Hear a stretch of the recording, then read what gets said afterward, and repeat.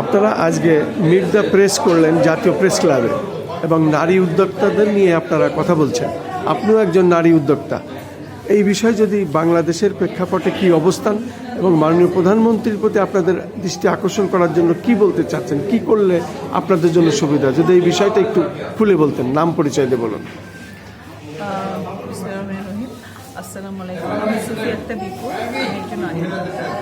আমি 2010 থেকে নারীদেরকে নিয়ে কাজ করছি। আমার নিজের বুটিক্স আছে, অ্যান্ড আমার ফ্যাক্টরি কারখানা আছে। আমরা দেশে বিভিন্ন জায়গায় আমরা নারীদের মেলা করছি। আমি নিজেও দেশের বাইরে কিছু মেলা করেছি। এখন যেটা হচ্ছে যে আমাদের দেশের বাইরে যেমন ইউকে, ভালো কোনো কান্ট্রিগুলোতে যখন আমরা মেলা করতে যাই তখন আমাদের নারী উদ্যোক্তাদের অনেক ধরনের প্রবলেম ফেস করতে হয়। যেহেতু আমরা লোকালি মেলা করলে আমাদের ট্রেড লাইসেন্স আদার যে পেপারসগুলো লাগে না, এখন দেশের বাইরে যখন করতে যাই তখন আমাদের এই জিনিসগুলো লাগে।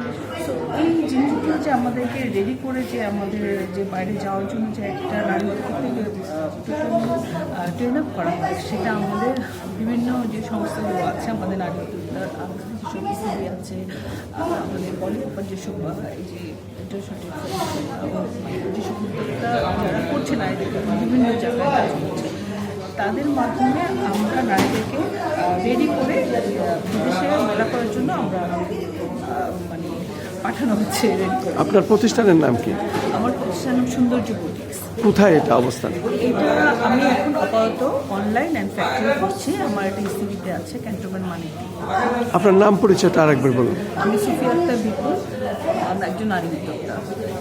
আপনাকে অনেক অনেক ধন্যবাদ এই সংক্ষিপ্ত সাক্ষাৎ দেওয়ার জন্য। আমাদের চ্যানেলগুলির পক্ষ থেকে আমি খন্দকার মাসুদুজ্জামান।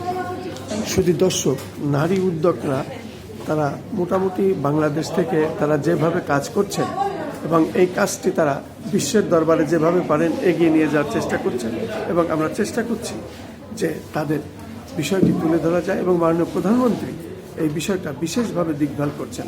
নারী উদ্যোগদের প্রতি বিশেষ করে আমাদের দেশের প্রধানমন্ত্রী বিশেষভাবে দৃষ্টি রেখেছেন।